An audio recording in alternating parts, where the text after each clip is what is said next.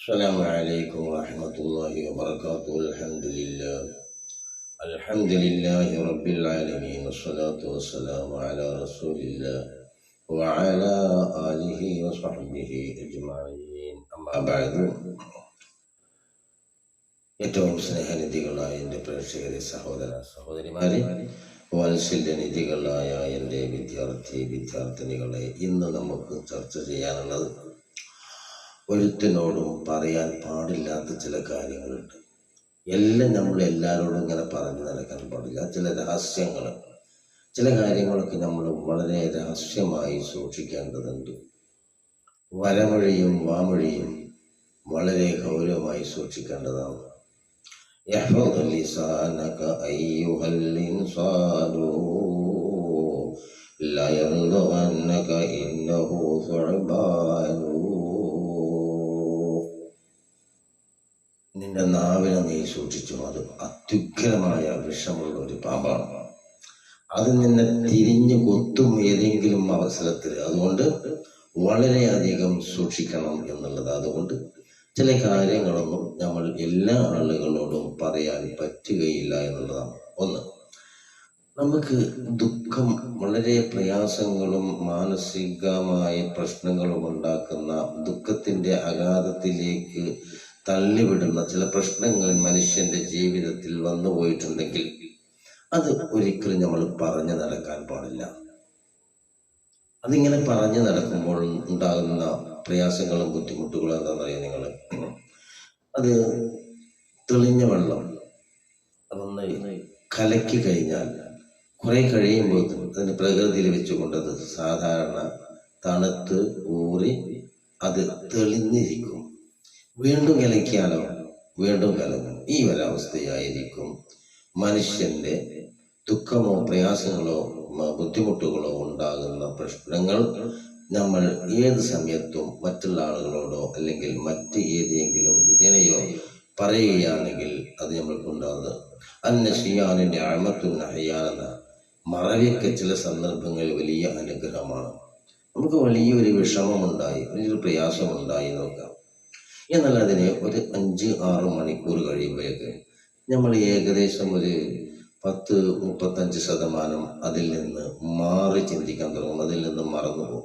ശരിക്കും പറഞ്ഞാൽ ഒന്നോ 2-3 ആഴ്ച കഴിഞ്ഞ് ഒരു മാസം കഴിയുമ്പോഴേക്ക് എന്ത് പ്രശ്നമാണെങ്കിലും അതിന് ശാന്തത നമ്മളുടെ മനസ്സിൽ വരും. പക്ഷെ അത് നമ്മൾ ആവർത്തിച്ച് പറഞ്ഞുകൊണ്ടിരിക്കുകയാണെങ്കിൽ തീർച്ചയായും നമ്മുടെ മനസ്സ് ഒരിക്കലും അടങ്ങുകയില്ല. പ്രയാസത്തിന്റെ, അതുപോലെ തന്നെ ബുദ്ധിമുട്ടിന്റെയും തിടുക്കങ്ങളുടെയും മനസ്പ്രയാസങ്ങളുടെയും ആഴത്തിലേക്ക് നമ്മളെ തള്ളിവിടും എന്നുള്ള കാര്യമായതുകൊണ്ട് തന്നെ ബുദ്ധിമുട്ടും പ്രയാസങ്ങളും എന്ന കാര്യങ്ങൾ ഒരിക്കലും പറഞ്ഞു നടക്കാൻ പാടില്ല.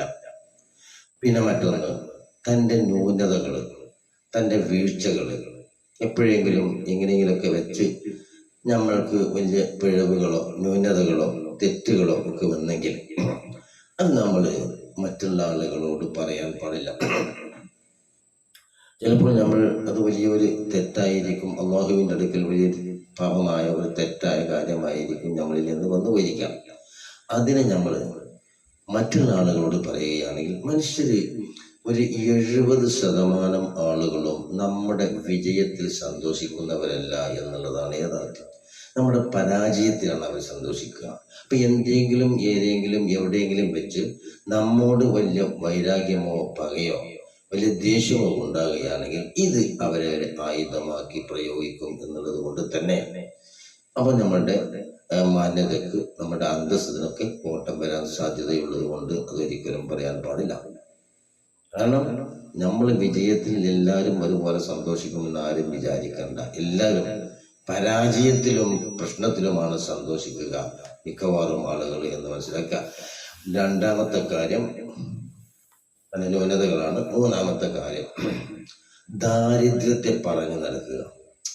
എപ്പോഴും ഇങ്ങനെ എനിക്കതില്ല, ഇതില്ല, മോശമാണ്, ഇങ്ങനെയാണ് എന്നിങ്ങനെ പറഞ്ഞു നടക്കുകയാണെങ്കിൽ ആ ദാരിദ്ര്യം നമ്മളിൽ നിന്ന് ഒരിക്കലും വിട്ടുമാറുകയില്ല എന്നുള്ളതാണ്. ദാരിദ്ര്യത്തെ നമ്മൾ പറഞ്ഞു നടക്കുകയാണെങ്കിൽ നബി സല്ലല്ലാഹു അലൈഹി വസല്ലമ തങ്ങൾ ഒരിക്കൽ പറയുകയുണ്ടായി, അധികമായി സ്വർഗത്തിൽ ഞാൻ കണ്ടത് ഫുഖറാകളെയും മസാക്കിന്മാരെയുമാണ്, മിസ്കിന്മാരെയും ഫക്കീറന്മാരെയുമാണ് ഞാൻ അധികമായി സ്വർഗത്തിൽ കണ്ടത്. അള്ളാഹുവിന്റെ റസൂലിന്റെ ഇൽമ അങ്ങനെയാണ്, സ്വർഗ നിറവ് കാണിച്ചു കൊടുത്ത ഇൽമാണുള്ളത്.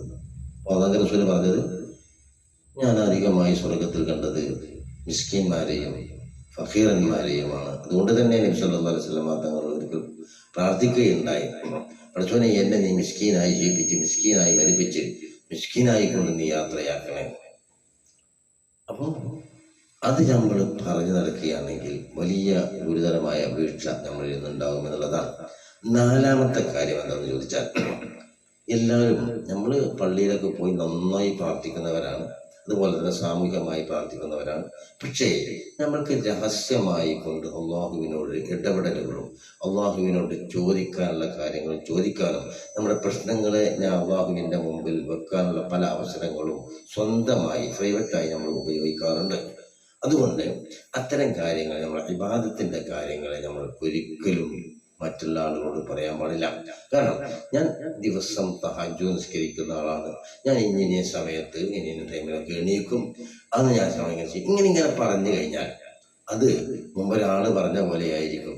ഞാൻ ഒന്നാമത്തെ ഹജ്ജിനല്ല, രണ്ടാമത്തെ ഹജ്ജിനല്ല, മൂന്നാമത്തെ ഹജ്ജിന് പോയപ്പോൾ കൊണ്ടുപോകുന്ന പാത്രത്തിൽ കൊണ്ടുപോവാ എന്ന് പറഞ്ഞതുപോലെ, കാരണം അദ്ദേഹത്തിന്റെ 3 ഹജ്ജ് ഫസാദായി എന്ന് പറഞ്ഞതുപോലെ ഇതുകൊണ്ട് നമ്മുടെ അമലുകളൊക്കെ ഫസാദായി പോകും. കാരണം അത് റിയാഇന്റെ കൂട്ടത്തിലാണ് പെടുക എന്നുള്ളത്, ലോകമാന്യത്തിന്റെ കൂട്ടത്തിൽ പെടുമെന്നുള്ളത് കൊണ്ട് തന്നെ അത് ഒരിക്കലും നമ്മുടെ ഇബാദത്തിന്റെ കാര്യം പറയാൻ പാടില്ല.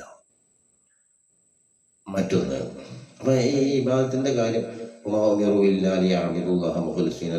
അല്ല, അള്ളാഹ്ക്ക് തനിച്ചവനായിക്കൊണ്ട് അള്ളാഹുവിനെ സുബ്ഹാനഹു വ തആലക്ക് ഇബാദത്ത് അള്ളാഹു തആലക്ക് മാത്രം അർപ്പിച്ചുകൊണ്ട് ഇഖ്ലാസോട് കൂടെ ആരാധിക്കാനല്ലാതെ നാം മനുഷ്യനെ സൃഷ്ടിക്കപ്പെട്ടിട്ടില്ല എന്നാണ്.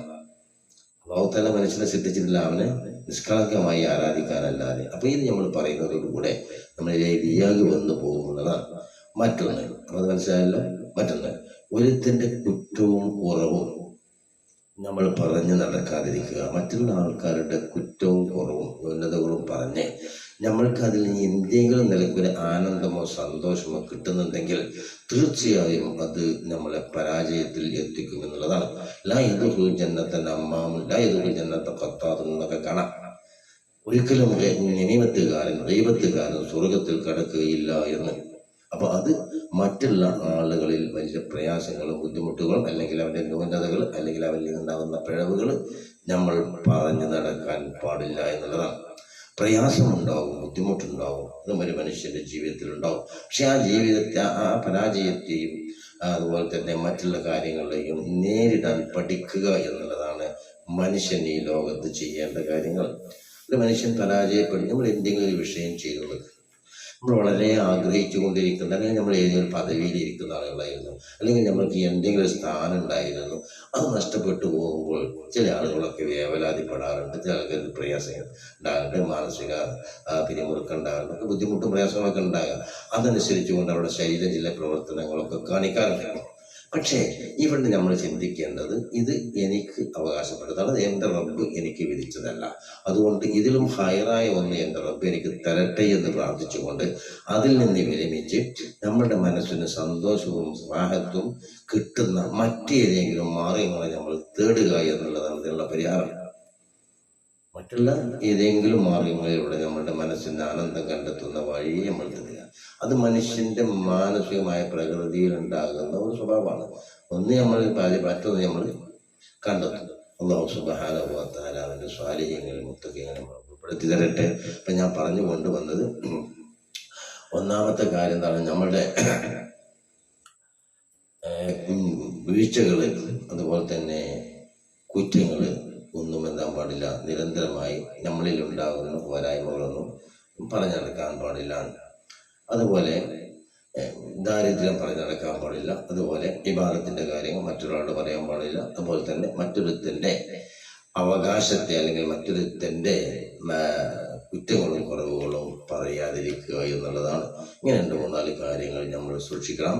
സുഹൃത്തുക്കളെ, നമ്മൾ വളരെ അങ്ങേയറ്റം ശ്രദ്ധിച്ച് കൈകാര്യം ചെയ്യേണ്ട ഒന്നാണ് നാവ്. ഒരു കാര്യം പറയുകയാണെങ്കിൽ 3 പ്രാവശ്യം ചിന്തിച്ചതിന് ശേഷമേ ഒരു കാര്യം പറയാൻ പാടുള്ളൂ എന്നാണ്. മഹാനായ സിദ്ദീഖ് റളിയല്ലാഹു അൻഹു അദ്ദേഹം ഒരു കല്ല് എടുത്ത് നാവിൽ വെച്ചിരുന്നു. എന്നാൽ എന്താണ്, അത് എടുത്തിട്ട് സംസാരിക്കുമ്പോഴേക്ക് അത് ചിന്തിക്കാനുള്ള അവസരം ഉണ്ടാവും എന്നുള്ളതാണ്.